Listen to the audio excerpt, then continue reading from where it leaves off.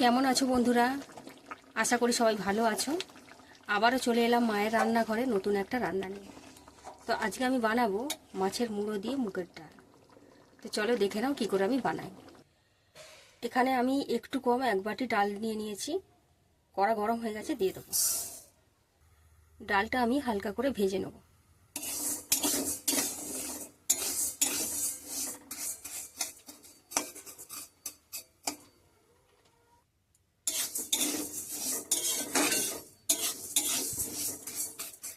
ডালটা আমাদের ভাজা হয়ে গেছে, এবারে নামিয়ে নেব।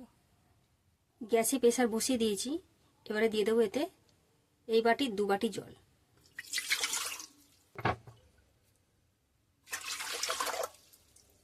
ডালটা দিয়ে একটা সিটি মেরে নেব।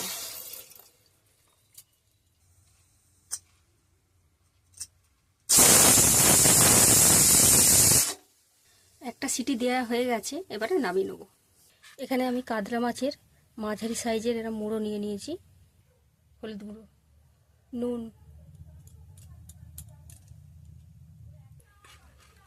ভালো করে মাখিয়ে নেব। কড়া গরম হয়ে গেছে, দিয়ে দেবো সর্ষের তেল।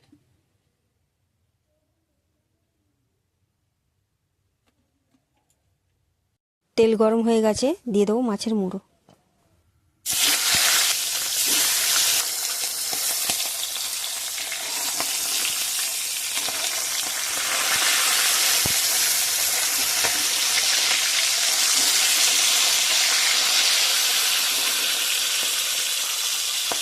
মাছের মুড়োগুলো আমাদের লাল লাল করে ভাজা হয়ে গেছে, এবারে তুলে নেব।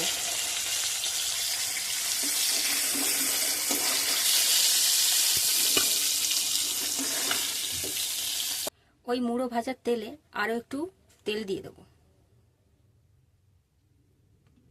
ফোড়নের জন্য নিয়ে নিয়েছি তেজপাতা, ডালচিনি, লবঙ্গ আর 2টো এলাচ।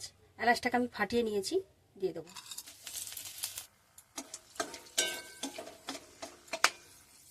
দুটো মাঝারি সাইজের পেঁয়াজ কুচি কুচি করে কেটে নিয়েছি, দিয়ে দেবো।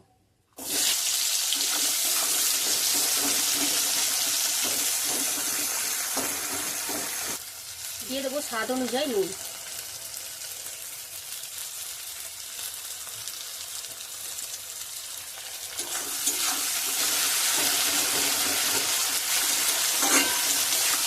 এইভাবে নাড়িয়ে নাড়িয়ে পেঁয়াজগুলোকে লাল লাল করে ভেজে নেব।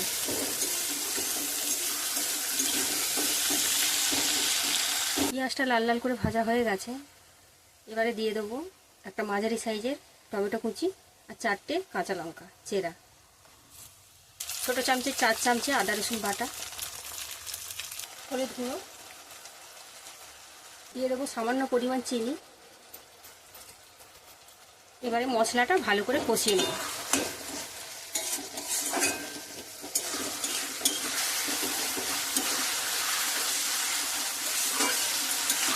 বন্ধুরা, তোমরা দেখতেই পাচ্ছ মশলা থেকে তেল ছেড়ে দিয়েছে, তার মানে মশলাটা ঠিকঠাক কষানো হয়ে গেছে। এবারে দিয়ে দেবো মাছের মুড়ো।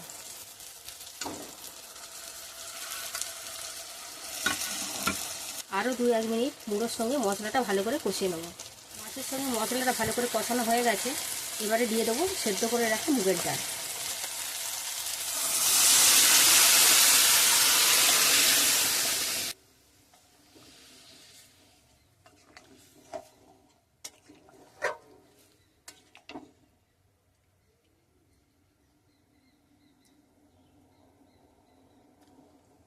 এবারে গ্যাসটা বন্ধ করে দেবো।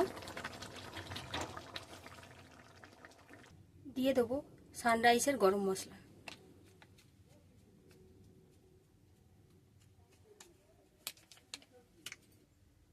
দিয়ে দেবো 1 চামচ ঘি।